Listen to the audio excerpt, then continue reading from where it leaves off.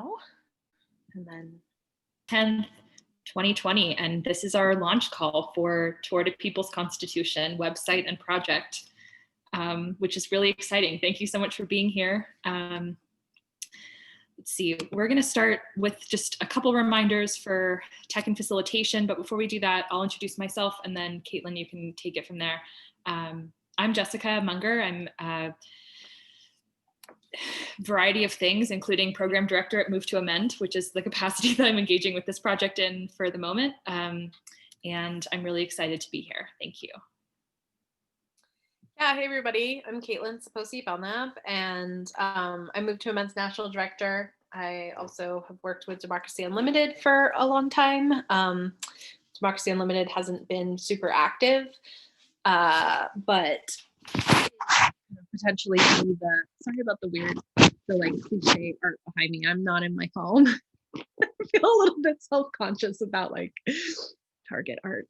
And then also hopefully nobody has that same painting and is like, anyways, so we will be kind of expanding the number of groups that are involved with this, but it's looking like potentially Democracy Unlimited is going to play part of an anchor role along with Move to Amend.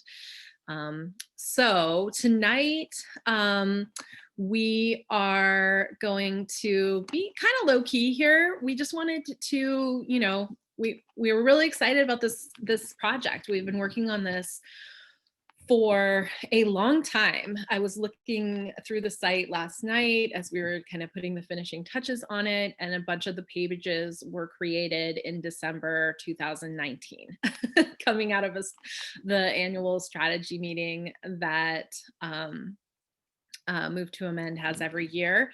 And we spent some time last December kind of envisioning the site, and then we put it on hold for quite a while for a number of different reasons.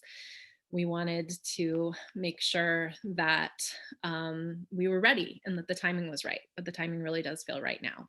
So I see that folks are introducing yourselves in the chat. Please go ahead and do that if you want to. I know that a number of the people here are, you know, Move to Amend volunteers who have been part of helping us develop this project for a number of years, but some of you are new, so welcome to everyone. We are doing this like a webinar tonight, so if you have questions at any point, you can, oh, it looks like actually, sorry, hold on one second. Oh no, these are open, so you can make sure that you're sharing you're allowed to chat with everybody, not just the panelists. So I see a lot of folks are just saying hello to the panelists. So in the chat bar at the top, you can indicate whether you want to send it to everyone or just to Jessica and I. And you can put your questions there at any point, because we're going to be a bit informal. We do have like a few slides, but we'll probably stop and do questions along the way and at the end as well. And we just want to share the site with you, basically give you a little bit of background for why we're doing this. And then we also wanted to talk about why we decided to launch it today. So first of all, happy Human Rights Day. Today is the date that the United Nations General Assembly adopted and proclaimed the Universal Declaration of Human Rights in 1948. And we thought that this would be a fitting day to launch this project, because one of our biggest beefs with the United States Constitution is that it centralizes and prioritizes property rights as opposed to human rights. And there are many constitutions that other countries have passed since ours was written that that centralize human rights and that put that front and center. And there are even some constitutions around the world that have begun to acknowledge the inalienable rights of nature as well. So we take inspiration from that, and we also want to be grounded as we do this project in the fact that, of course, this is, this is a project to examine and ultimately re-envision the United States Constitution, but our country has been fundamental the most, basically the biggest colonizing force in the world, for all of our lifetimes. And so while this is a national project, we definitely need to have an eye towards and an understanding that at this point, I mean, I think 2020 has shown us more than anything else, we really are not, countries are arbitrary, right? Pandemics don't care about countries. Climate change doesn't care about countries. And so, yes, we still live in a world where there are countries, but at the same time, we are a species, and a species that has an impact on every other species in this entire planet. And so having a sense of humility and trying to move away from American exceptionalism, because that's so much of why our institutions and our policies and practices that are to the detriment of, of humans and of nature, are so hard to change because of this American exceptionalism. So that's going to be a big part of what we're going to have to try and break through. And that's probably our biggest hurdle, honestly. So that just kind of gives you a sense of sort of like why we decided to launch it today. There's a lot of other times we could have done it too. There's other hooks, of course. But also, we've been antsy to put this out because there has been a lot of conversation happening in a very grassroots way, in a very decentralized way, not coming from any particular organization, certainly not coming from like a political party or Congress or anything or any media outlet, more on social media of people just clearly wanting to talk in fundamental language around the problems and shortcomings of the United States Constitution, and how that those realities can be, the issues that we're facing today can be traced back to the fundamentals of the law not serving us and the law prioritizing, property and profit over life. And so, for example, just a couple of weeks ago, there was a hashtag trending on Twitter, and not, way down the list, but like in the top 10 should be in the Constitution, which is a really shitty hashtag, actually. It's long. It has lots of words in it, but somehow or other that just erupted, and people were just putting forward their vision and their ideas of what should be in the Constitution. And it made us really, really excited that, this conversation is happening. And so our goal is not to steer it. Our goal is not to dictate how it should go. Our goal is to provide a landing space for people who want to discuss this amongst ourselves, and to make clear that we're not going to be afraid as we do that. And so we can be brave, we can be bold, and we don't also have to, and we can explore and learn as we go. We don't have the answers. We're not coming here with a new draft for the Constitution.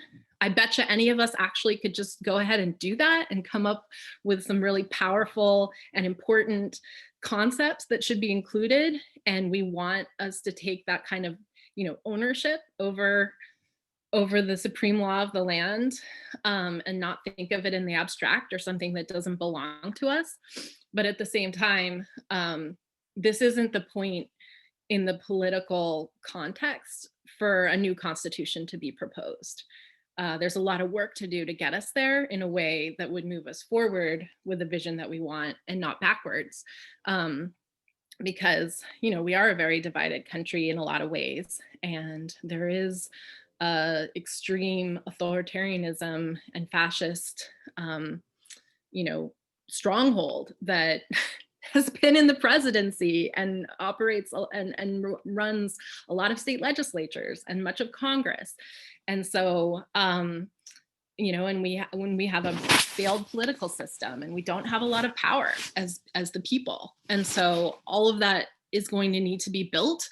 And we've been saying that at Move to Amend and Democracy Unlimited for decades, and the other organizations that inspired the work that we're doing against corporate constitutional rights. But we think that it's time to talk about it explicitly and not just kind of like dance around it to say that, we can do this. So we just wanted to, share some of that with you, and then, walk through the website and make sure that you know how to use it, and encourage you to participate with us. So Jessica, is there anything else that you would like to say in terms of framing and kind of background? Yeah, there's a couple of things on the slides that I want to cover, but I wonder if it might make sense to address a couple of questions that have come up so far, which I think are good ones. The first is from James in the chat. If American exceptionalism is the problem, could you define it? Then you would define the problem as you see it. So American exceptionalism is the idea that the United States is somehow inherently different from other countries, inherently better, somehow divinely inspired, right? And I think a lot of that comes from the fact that this, in a lot of ways, was an experiment at the founding of the United States. But yet those people were coming still from the framework of the divine right of kings, right? That was very close to the hearts and minds of the people who are crafting. So I think that there's roots there, but American exceptionalism, I think, relates to the Constitution in many ways, especially the fact that our Constitution is very old and it goes almost unchanged for so long. And that's really abnormal. Most countries do engage in democratic, hopefully, renewal processes. The average length of a Constitution, the average lifespan of a Constitution is usually about 19 years. And so American exceptionalism, I think, shows up in this work a lot. And I think that it's a barrier for us in thinking about how we could have something better, more just, more sustainable. So I hope that helps at least a little bit. And we'll continue to define. I just add one more thing to it too. Everything Jessica said, 100%. And then the other piece of what I think is so dangerous about American exceptionalism is that it is used to justify the colonization and intervention in the rest of the world in the interests of United States corporations. For most of my lifetime, that's sort of shifting to where giant multinational corporations don't even have necessarily any kind of nationalistic alliance, but the idea that we need to go and spread democracy to the rest of the world because we do it better than anybody else. Meanwhile, what really that has been is us pouring public money into the military industrial complex and stealing resources from the rest of the world, intervening and ousting democratic movements for sovereignty on the part of previously colonized countries trying to assert their democratic movements in South America and Latin America and in the Middle East. And so it is used to justify to Americans why it is okay that we're spending the overwhelming majority of our public resources on exploiting the rest of the world. And that doesn't benefit Americans, and it definitely doesn't benefit the rest of the country. It doesn't keep us safer. It creates a tremendous amount of resentment. And then, we see situations like what happened on September 11th. So that needs to be cracked as part of it. All the stuff that Jessica said in terms of it just being incorrect and kind of propaganda, but also to the detriment of, the entire world. Totally, thank you. And then we've got one more in the Q&A section from Nancy. She says, I feel that the timing is not right for this in the sense that the white hats are committed to preserving our Constitution and dealing with a number of attacks on the Constitution. Our country's in crisis. By starting a campaign to create a new Constitution, you run the risk of splitting people's efforts. If we weaken the support for the Constitution now, we may open ourselves to losing rights rather than gaining them. Have you thought about the circumstances in which we are operating right now? There are a lot of dark forces who would like to co-opt this moment. Yeah, that's absolutely, we are super aware of that. And that's why we're saying, we're not saying that we're going to rewrite the Constitution tomorrow or that we're calling for this to happen this week. What we're saying is that we need to have a plan. And those dark forces that you're talking about certainly are there, and they're organized and they have a plan. And there are people on the right who have been planning for a constitutional convention for some time. And if the right has a plan, we need to have a plan. That's not a time for us to step back and worry that it could be taken over. That's a time for us to think strategically and build a lot of power so that we can actually step into that moment when it is time with the people power and the movement behind us, so that we can combat those forces. Because you're totally right. But we can't let that scare us, right? We just have to let that inform us. So I hear your fear, and that's valid. Yeah, and I would also add that this is happening regardless. I mean, like I said, we've been tracking this because Move to Amend has, in a number of different ways, been dabbling in this conversation kind of more internally, but with some key partners in people's movement assemblies that we'll talk about later, over the last 5-6 years. And it definitely before felt as though this wasn't even a conversation you could have in like a public space. But more and more, we are seeing that people are having this conversation anyway, and they're coming at it from different angles. But this idea that the Constitution is inadequate, I mean, and sometimes it's over something really specific, like the Electoral College, right? But even that is like, there have been issues with the Electoral College since as long as, certainly Bush v. Gore, people started to talk about it, right? But it wasn't talked about in a way that was like, we should actually do something about this. And we're not there yet that anybody is ready to do something about any of this, including, as Jessica said, folks on the right who are trying to push for a constitutional convention around, say a balanced budget or something else, or maybe more. But at the same time, this conversation is happening. This is out there, and so we need to help inform it. And we think that we have, frankly, some stuff to add. We have been the kind of organization, and even before we were Moved to Amend, that has brought up things that were outside the bounds of what people were willing to talk about, and pushed that envelope. So corporate constitutional rights, it's been a push ever since we've been doing Move to Amend, that people have tried to say, no, the problem is just money and politics. Like, we agree with you that it's corporate constitutional rights in the long run, but that's too much, and we have pushed and continued to keep that in the mainstream conversation around what should be done, not just about Citizens United, but, the bigger picture of corporate power. We have been talking, we certainly are not the only ones, but we have been talking about how important it is to recognize that capitalism is fundamentally a problem. Not the problem, but a huge piece of the problem. It is the economic system. And I remember conversations 15 years ago internally that we would have, like, how can we get people to sort of see that without using the C word? That's not a thing anymore.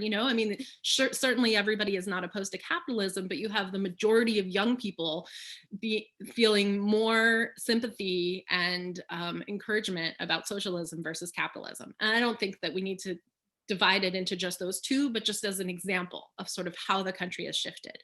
We have been talking for 7 years or more about how we need to centralize racism in our work for democracy, and that we have to understand that if we're talking about constitutional rights and corporations having constitutional rights, that really what we're talking about is who is a human being. And you can't talk about that without talking about white supremacy and racism. And yes, that's still a push-pull in the cultural consciousness, but and we are never the only ones who are part of this. But our experience has shown that the way you move the culture is to talk about the things that people aren't quite ready to talk about yet, and make safe space to do that. Make space where people feel like, wow, I didn't think I could vision that big, but here I am with a bunch of people trying to do it and normalize it. And so that's part of what we're trying to do with this project. And that's why we're going about it the way that we are, of like not proposing some new constitution, which frankly we could have gotten together and put some ideas out there. We have some ideas, but trying to create a forum and a space where people can talk in a way that hasn't been something that has felt possible. And we're just going to make it possible by doing it. You're on mute. Thank you. Okay, so we're going to talk a little bit more about some of these things, and we'll continue to answer questions. I'm going to go ahead and share my screen so that we can move into the couple slides that we have, which is a continuation of this conversation. So bear with me here.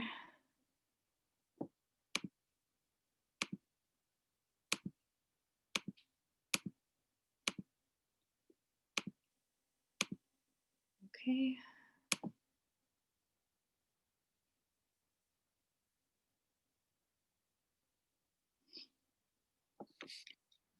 All right. So Caitlin, do you want to continue with this still? Sure. Yeah. So we've kind of touched on some of this and ended up just sort of free going. And appreciate what you all continue to, chime in and add in the chat. I don't think we need to address every single thing that people are saying there, especially because you guys are responding to each other, which is fine and good. And, yeah, we're starting with an internal conversation. Well, we've had internal conversations. Now we're branching out, going to our allies and saying, let's start talking about this. So, Winston Apple, yeah, everyone agrees. And then that is the question, is how do we figure out how to start to have this conversation with people who maybe haven't thought about this yet, or, and also, knowing that there's a lot of fear. And part of that is because of the topic, but part of that is the times that we're in right now. And fear is never a good place to strategize and vision from, right? So how do we push through it and keep going, so that we're not acting out of fear, we're acting out of hope and vision and imagination. So this is meant to be a catalyst, putting in motion a conversation about reimagining the Constitution of the United States. The website and whatever we build from it is starting as a container, a virtual space for discussion, education, and mobilization, a space where we can bring together our movement demands and imagine them in a constitutional framework. That's one of the big things that we're really trying to kind of inject into movement spaces, places where people are already organizing for social change, is like, okay, yes, we need to address homelessness, and we need to address poverty, and we need to address racism, and we need to address, environmental destruction. And if we were to codify our wins in the Constitution, maybe not this Constitution, maybe a different Constitution, or maybe this Constitution in the interim, what would that be? Make sure that our demands are as big as they can be, instead of only what we think is possible in the moment right now. And that doesn't mean not doing the stuff that's possible right now. It means doing that in a way that builds towards more. It's also an invitation. You're invited to check your fears at the door. And some of that might mean talking about them and working through them, right? But not staying with them. We're really going to keep pushing against that, and engage your courageous, audacious imagination. And you're invited to think outside of what you've told can be done and what the voice in your head might be telling you is possible.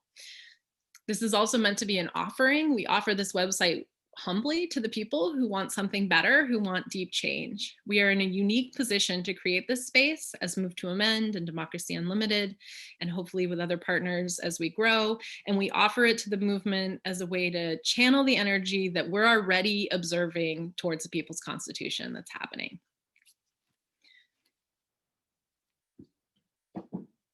And where we're coming from, and some of this is that somebody raised who was part of our People's Movement Assembly in October.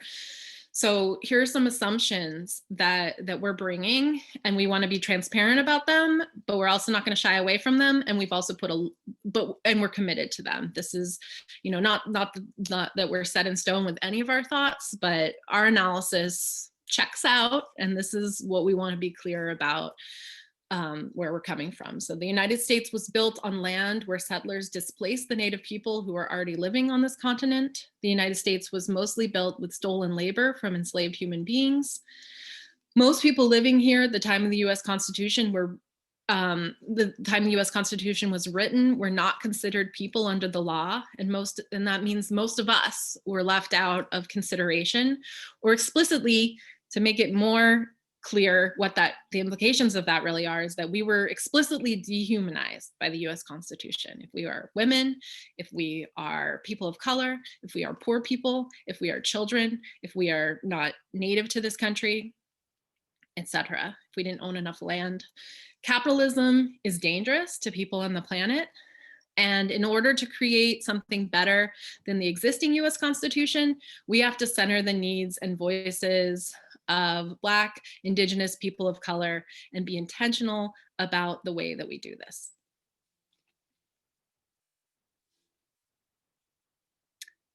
And so I think that was what we mostly wanted to kind of just present in terms of background, unless there's anything else. Am I turning it over to you now, Jessica, or am I doing that prematurely? No, that was great. Thank you so much. Sorry, I'm just taking a minute to get my things in order. Thanks for bearing with the Zoom situation. Okay, great. So now that you know who we are, I want to show you what we put together today. And thank you for being with us through that. Sometimes those assumptions that Caitlin just read over can cause an emotional response for people. The thing is, you don't have to agree with all of those, right? But we want to be honest with you about who we are. So that's who we are. So here's our website.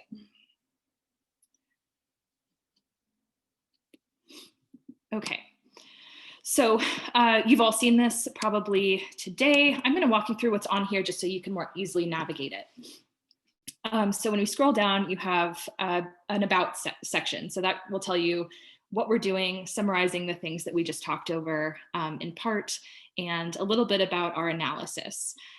We know as organizers who study movement history that it has taken broad, deep social movements to pass the Bill of Rights and any expansions to our rights under the Constitution, right? We know that it requires movement power in order to be able to make systemic change. So that's in many ways the root of our analysis. And then here you can read a little bit more about Democracy Unlimited and Move to Amend in case you don't already know about us.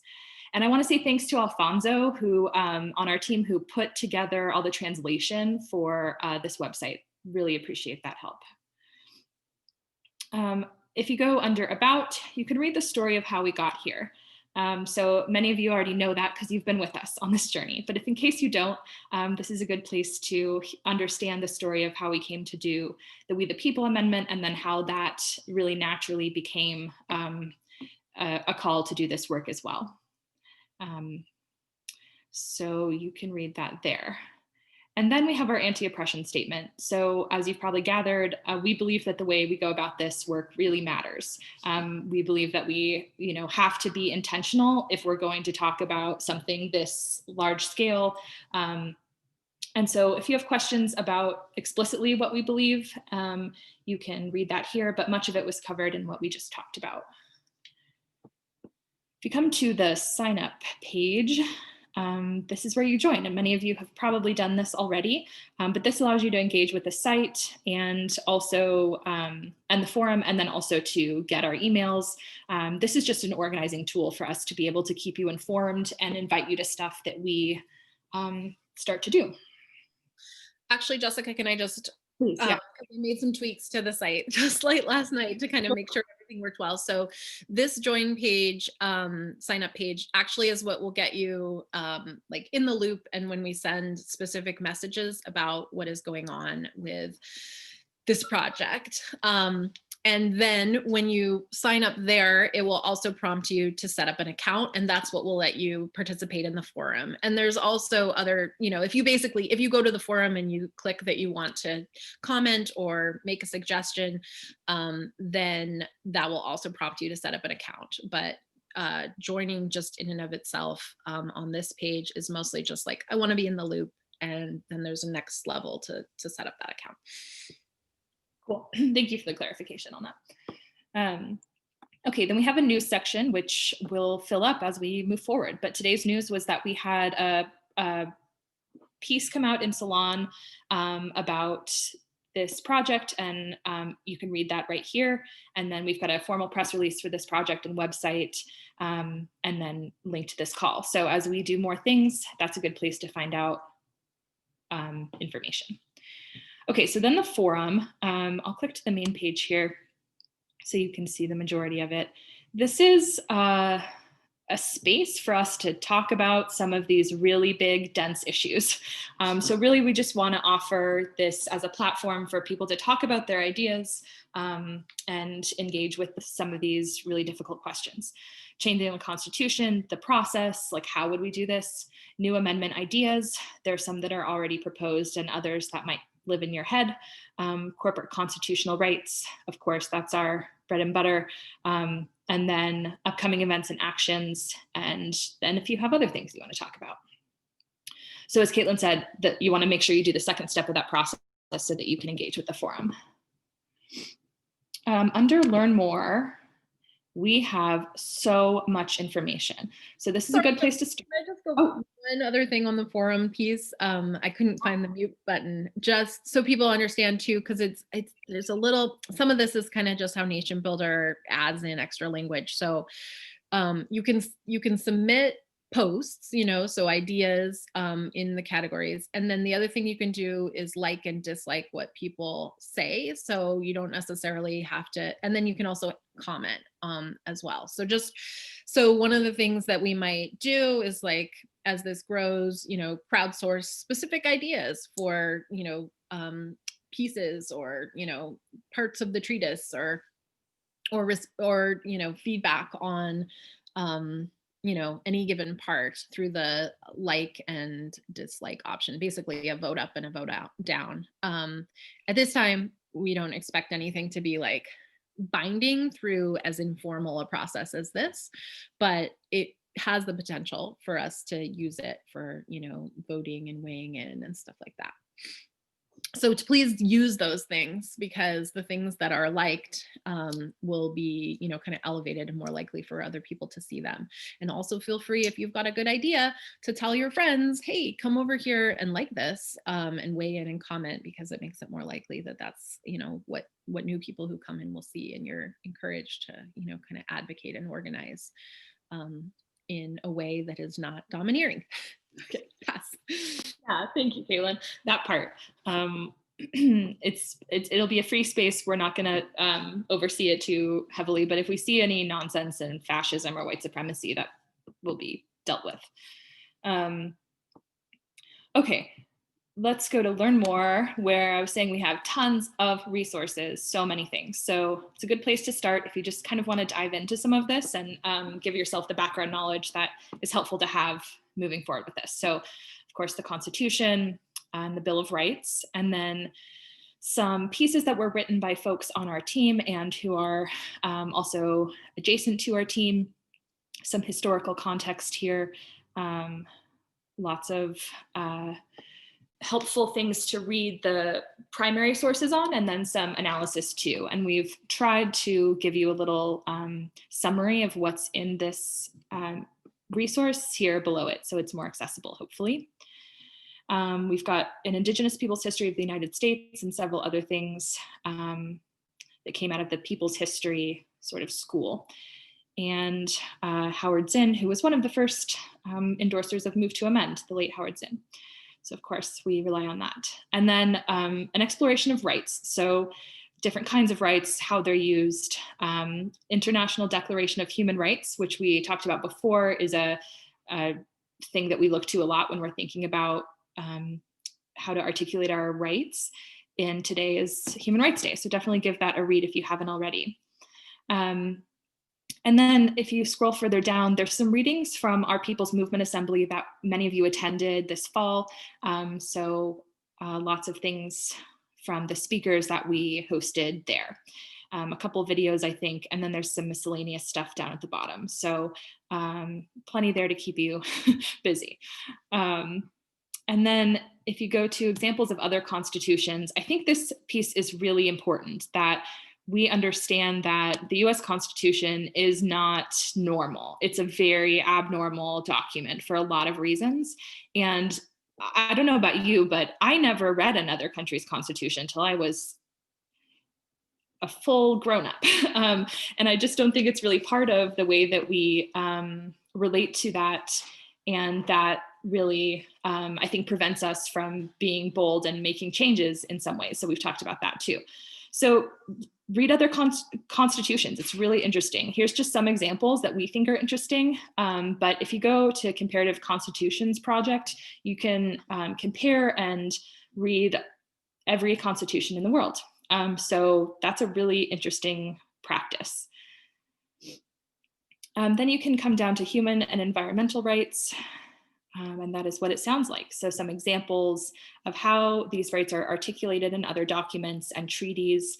I'm going to name here that there's a lot missing, right? We are missing information on a lot of treaties and other things, especially having to do with the way that First Nations relate to treaties and constitutions and all of that. And I just want to name that and say that like that information is important and is forthcoming. So this website will grow a lot quickly.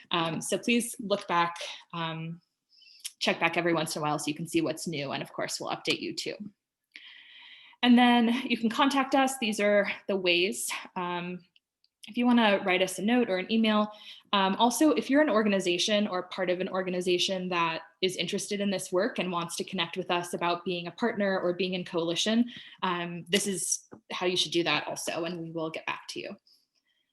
I should say that like our staffing situation right now is a little precarious. Most of us on staff at Move to Amend are still working as volunteers, and even then we're stretched thin. So I'm just going to say we're going to do our best to get back to folks, but keep that in mind.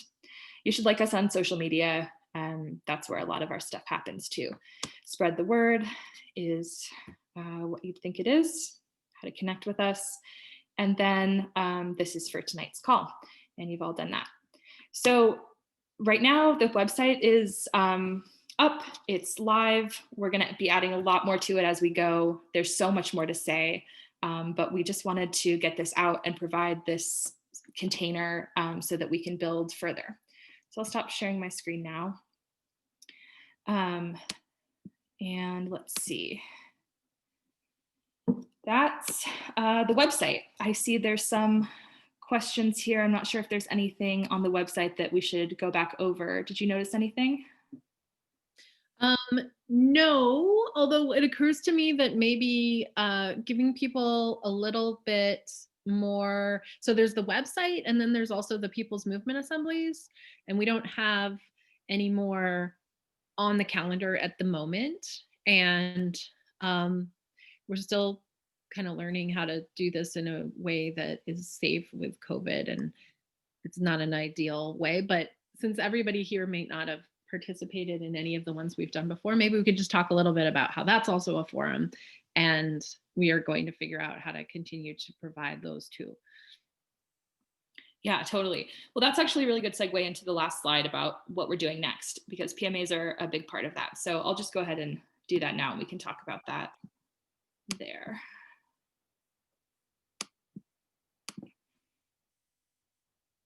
Okay, so how about put in the chat if you have attended a People's Movement Assembly with us or somewhere else. It's not our process, but we've used it a lot. Curious to know how many of you have tuned in. So in case you don't know, People's Movement Assembly is a participatory process that comes out of the World Social Forum process. And it's a gathering of folks. It can take different arrangements depending on what you're doing. But for us, it's a bunch of people who want to get together and talk about and envision what it would be like to have a people's constitution. So it's part education, part visionary exercise, and part planning and organizing. So we had one on a people's constitution a couple of weeks ago. I don't really know, time is a blur, but it feels like it was last week. We'll be having a webpage on this website very soon with takeaways from that and with resources about like how you can think about doing your own. But that'll be one of the major ways that this project moves forward, is to try to provoke regional PMAs so that we can start to really get good at gathering, to practice visioning and developing demands, because really those things are practicable skills and like almost muscles that we need to develop. We are so bad at visioning like a radically better world. We actually are. So we have to practice. And so we want to create that space. And then that's also a space where a lot of organizing gets going. So Caitlin, is there anything else you want to say about PMAs?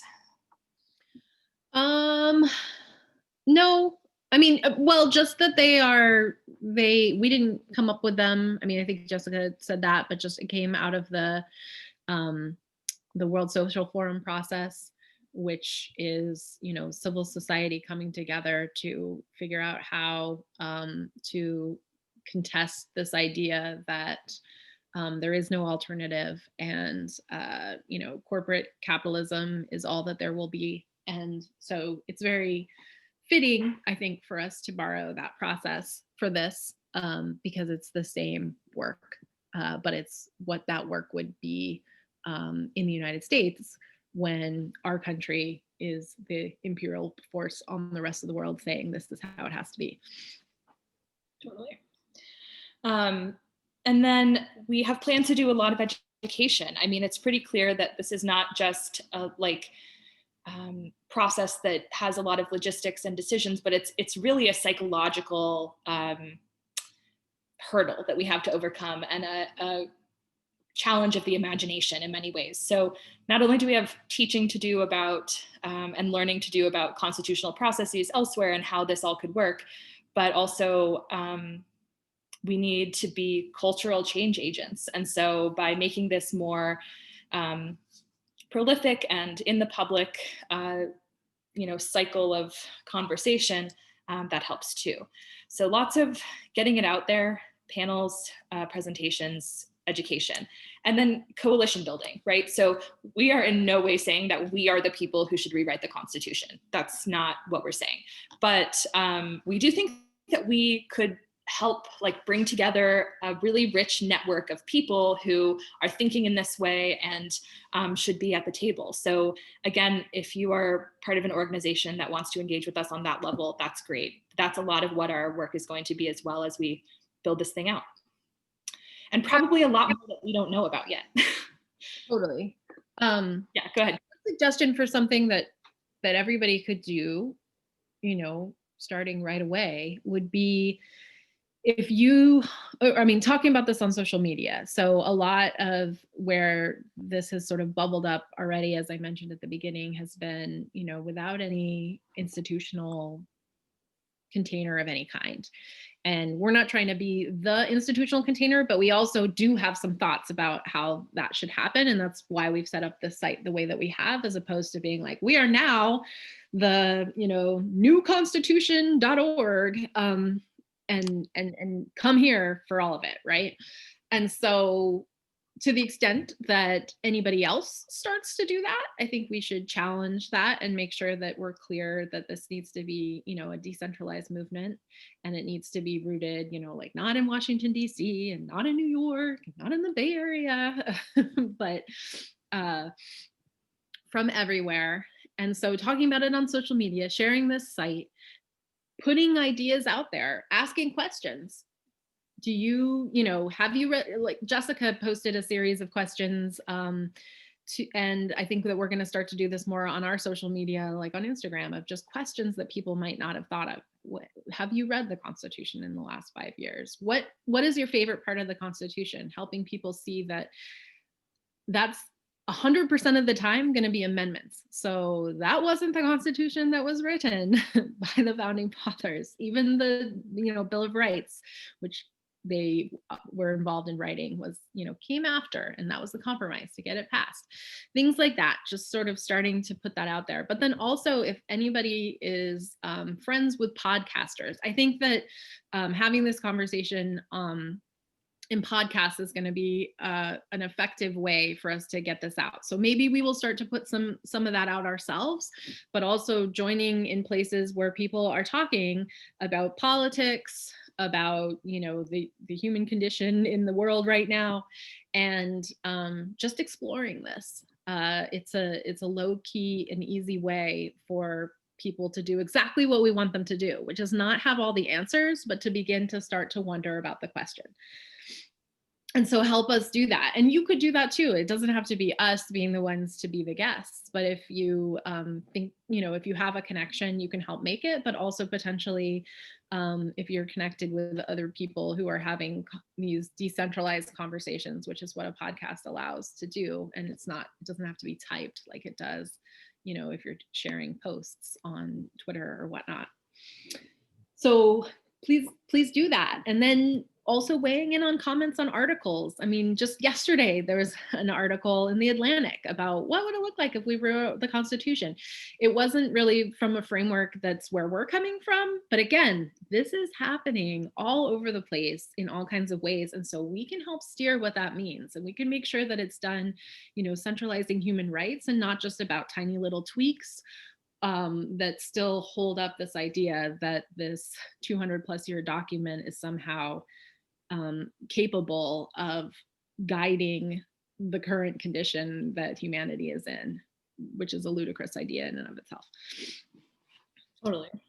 We do have questions. Go ahead, Jessica, if you were going to. No, I was going to say that too. Let's see what's here. So how about Winston Apple? Since it's all one word, I'm going to put it all together. Asked about a little bit more information about Democracy Unlimited.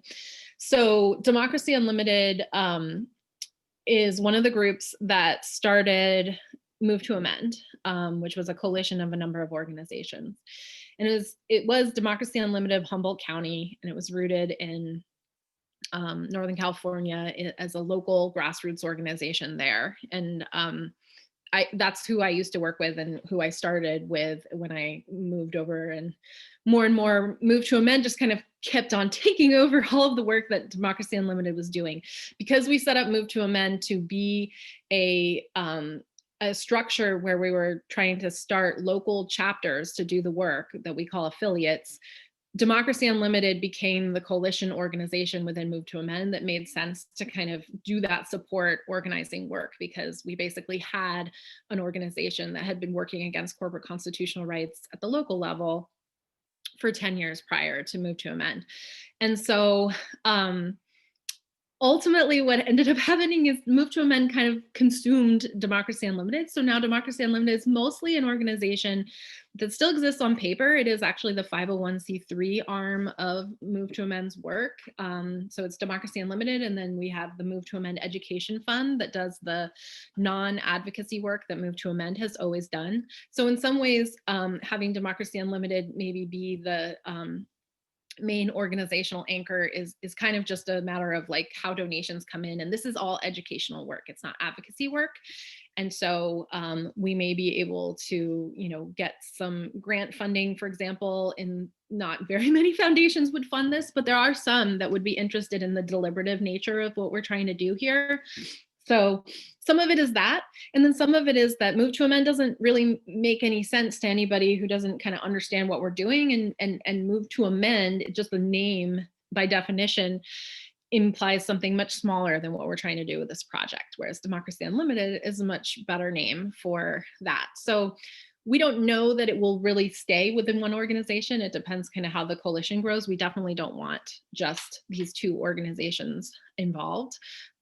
So if other organizations, in order to feel like they have ownership, need it to be something new, we're open to that. But at the same time, we have this organization that currently has no program work other than supporting the educational work that Move to Amend has been doing, which has been a lot of this, the People's Movement assemblies, and kind of bigger thinking about this. So that's the context, and it's sort of to be explored out exactly what that means and looks like. So like there is no website for Democracy Unlimited these days, and it's not meant to be like a shadowy, like what the heck is that? It's just that, like I said, there hasn't been a lot of program work for Democracy Unlimited to do until potentially now. Cool, thank you. Let's see what else we have here. Should we go to Anthony's question? Have you considered using the Second Bill of Rights as a starting point? It was proposed in 1944 by Franklin Delano Roosevelt. Many of the proposals that have been floated the past years, like Medicare for All, is in that, as well as living wages for all. Yeah, we definitely, in the People's Movement Assembly in October, this came up. This always comes up. Frankly, when Bernie Sanders was using this, kind of framework as he launched his presidential campaign, we thought, oh, maybe Bernie's going to propose a bunch of amendments that are the Second Bill of Rights amendments. He never did that. So I think we don't want to be limited by that, because 1944 is not 2020, and that's not, FDR was quite racist, for example. So, and the environmental collapse that we're seeing happening already, isn't addressed there at all. So I think there's definitely room to kind of use this as an entry point for conversations with some people that would be, really helpful, because again, it would sort of be like, we don't have to start from scratch. And in fact, this isn't maybe as radical as you're imagining it is, because a US president has already talked about many of these things. And a lot of people don't know about the Second Bill of Rights. So that education. But I also think that we're really trying, one of the things that Move to Amend has always done is use the fact that, the founding fathers, were quite opposed to concentrated corporate power. And that has been a helpful talking point for many Americans. And yet there are a lot of people who, when you talk about the founding fathers, particularly people of color, especially Black people and Native people, that doesn't get anybody excited. And we've kind of sometimes allowed ourselves to go into a little box where it's like, that's the only way we only talk about it, is like, oh, well, these legitimate white men thought this, and so it's okay. And that's like not the kind of thinking we want to be in. So I think we want to use it, but we want to be careful, and we also want to learn from 10 years of kind of putting ourselves into a box that has sometimes been not helpful in terms of then being able to like take the next step beyond, okay, Thomas Jefferson didn't like corporations, and then that's all we're going to do, and we're going to stop where Thomas Jefferson was, because like I don't want to live in a world created by Thomas Jefferson. I'm sorry. I don't know if there's anything you want to add, Jessica. I'll second that. Yeah, absolutely. Let's see. What else? Yeah, what thought has been given to mechanistic and systemic features so far? Examples would be sortition, democratic structures, division of power. Yeah, I mean, these are, like we said, this is that's exactly the kind of thing we want to be talking about, right? We are not coming to you saying we have ideas for the new constitution and this is what we should do. The questions that you're asking are really good questions. So yeah, of course, we have thought about these things a lot, but that's for us to talk about on the website in many ways. Amendment rewriting procedures and timelines in terms of that stuff. So we're working with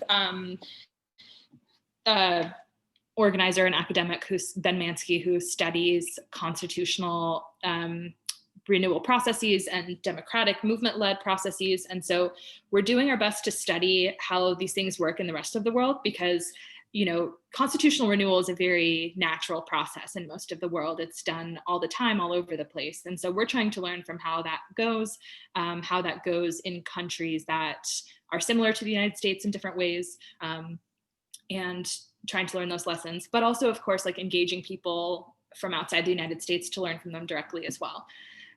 So yeah, that's definitely something that we have to figure out. So one more question that I see, and we've got about 5 minutes left in our hour, and I think we should try to keep it to that. So if anybody has any more questions, get them in. You can use the Q&A feature or the chat. Anonymous attendee points out that the last time a constitutional convention took place, a war had to be waged and fought. What have you discussed in terms of avoiding violence and also not being labeled or targeted as people engaged in treason? Well, so we are, nonviolent, and I don't think there's anything on the site that could be misconstrued to that. We may need to make sure that in the forum conversation that's clear, but people have done what they needed to do for liberation struggles, and there certainly is already a war being waged on the people of the planet So part of it is recognizing that that is already underway. No, we don't want to have, a war with the US government. But we also want to be serious about this. And there are ways to amend the Constitution and to change the Constitution in the Constitution. So I don't see anything that we're doing. I think what we're doing is highly American. And we'll cross the bridge that you're talking about if we get to it. I don't know if there's anything else you want to add, Jessica. I just don't want to leave that question. No, that's fair. Yeah, it's a challenge to the status quo. I'll just end with that, I guess. And then let's see. There was one thing I wanted to say. I guess I'm sensing a thread in the chat, which I really love, which is, we need to be able to talk about these things in a way that's accessible to a great amount of people, and we need to figure out what the action part is, right? And that's exactly right. So I just want to be clear that we're offering this as a humble skeleton of a movement forward, right? We have this idea, we want to invite you in, we want to figure out how to talk about it to everyday folks, and we want to have your ideas and input and as many people engaged with this as we can. So we're not bringing you a slate of answers, we're bringing you maybe a slate of questions though. So we hope that you'll help sort them out. And also, to just tell a little story, this is definitely a Move to Amend-y way of doing stuff. So when we launched Move to Amend, we were a small group of people. What we knew is that the Supreme Court was likely to come down with the Citizens United decision the way that they did. We put together a bare bones, it was a splash page, which means a page with a petition on it and a statement and like a little bit of background information. We did not have an amendment written. We certainly knew the principles of what an amendment should say, and so that was what our statement said. And incidentally, it included more points than what ended up in the We the People amendment. So it said that we need a constitutional right to vote and have our vote counted. We need to make clear that corporations are not people and money is not speech. And communities need the ability to pass laws to defend themselves against corporate rule.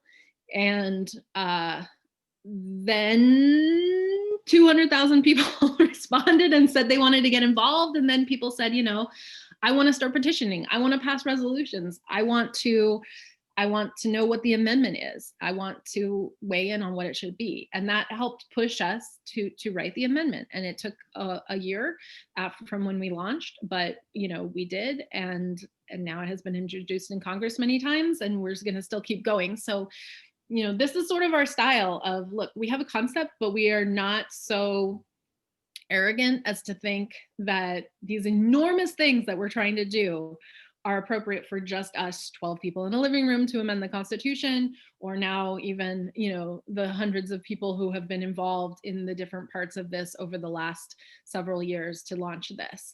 But we also know that if we put it out there, that pushes us to say, hey, we're serious about this. We mean this. This isn't a coffee shop conversation that we're just like armchair activisting.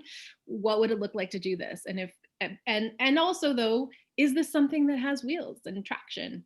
And so that's what we're doing. We're putting it out there. And I love that people are so excited to get to the action. You probably will be impatient with us at different points. And that's also part of the process, right? Because that's how the people push leadership in movements. And that's good. And that means that, we've made this in a way that means that there's ample room for many more people than us to kind of take ownership of this, which is what will be necessary to be successful. Thank you, Caitlin. I'm just answering a couple of these questions in the question and answer section. Okay, cool. I'll let you do to that. So we are at 7:30. So maybe we should wrap it up here. We have a whole website where you can keep talking about this. And we've just showed you where to go to do it. So, and we will engage there as much as we can, but we also, it's not meant to be a place where you just ask us and we tell you what's up. right? It's a conversation. And this is the first time that we'll really have like a public forum of any kind. So, you know, frankly, I'm a little nervous about it. We know how the internet is, but you know, this is also like, you can't do this in a closed way. So we're going to see what happens, and let's all, you know, be our best democratic, small d democratic people as we go about this, and recognize that if you came here thinking that we thought we had all the answers, we definitely don't. So let's not talk like anybody does, and go from there. Is there anything else that you want to add? I think that's all. I think that I got most of the questions. Sorry if we missed something, but you know how to contact us now. So thanks for being part of this moment. I hope this is a moment, like we always tell the story at Move to Amend, there were just 12 people in a living room and now we have 75 co-sponsors in Congress. You know, I hope this is one of those moments where we can look back and remember this weird Zoom call that we had. So thanks for being part of this moment. I'm really excited. I'm so glad you're all here, and share this out far and wide, please. And we'll be talking to you more as this goes on. So stay tuned in. Okay, thanks everyone. Good night. Stay safe. Thanks everyone. Bye, Caitlin. Bye.